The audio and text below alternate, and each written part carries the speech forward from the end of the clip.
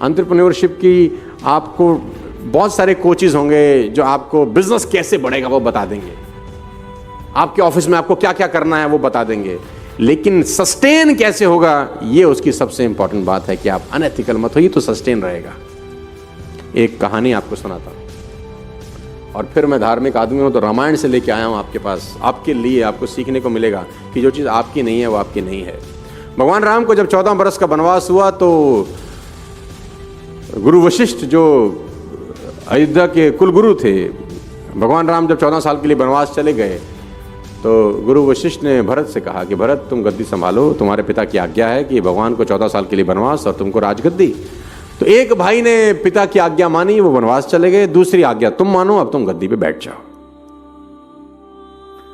तो भरत ने बोला मैं गद्दी पे नहीं बैठ सकता।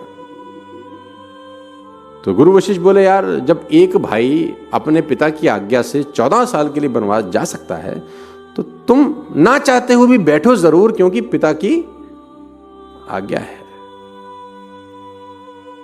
तो भरत का जवाब सारे बिजनेसमैन के लिए पत्थर की लकीर हो सकता है,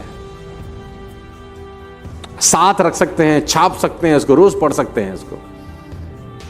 भरत ने बोला गुरुदेव आपकी आज्ञा मान के अगर मैं गद्दी पे बैठ गया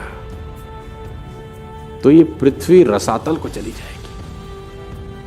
रसातल का मतलब पाताल में धंस जाएगी ये पृथ्वी अगर मैं गद्दी पे बैठ गया।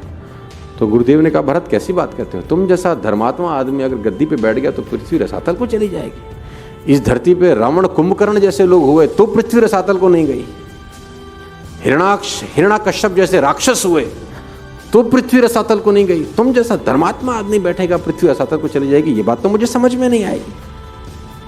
तो भरत ने कहा गुरुदेव पृथ्वी माता रावण कुंभकर्ण का अत्याचार सहन कर लेती है क्योंकि उनको पता है राक्षस है,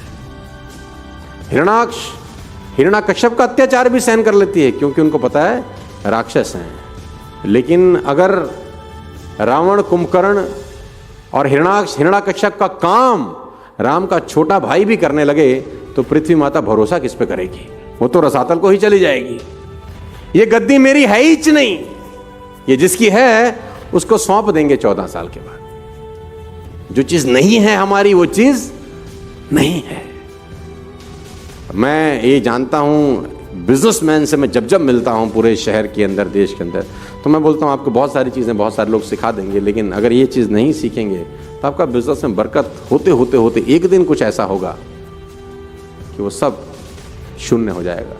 तो बेटर ये है कि हम जिंदगी में कुछ अनएथिकल एक्टिविटी ना करें। अब्राहम लिंकन बहुत बड़े लॉयर हुए, अब्राहम लिंकन से बड़ा लॉयर इस पृथ्वी पे नहीं हुआ। तो अब्राहम लिंकन के पास एक केस आया तो उसने क्लाइंट को बोला कि mister Lincoln I want you to fight my case.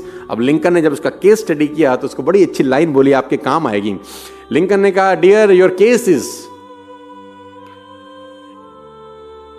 Practically very strong but ethically very weak.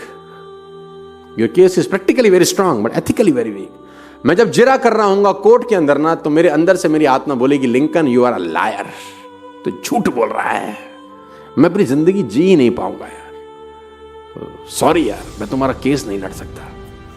Your case is practically very strong but ethically very week. तो मैं जब लड़ रहा हूंगा तो मेरे अंदर से आत्मा बोलेगी Lincoln you are a liar, तो झूठा है, मैं उस बोझ से पूरी जिंदगी जी नहीं पाऊंगा यार, तो सॉरी यार एक्सक्यूज मी। तो मैं फिर कहता हूँ कि don't ever in your life involve in any unethical practice in your business. आप फायदे में रहेंगे, क्योंकि मैं फिर बार बार कहता हूँ कर्म फल भोगना पड़ता है।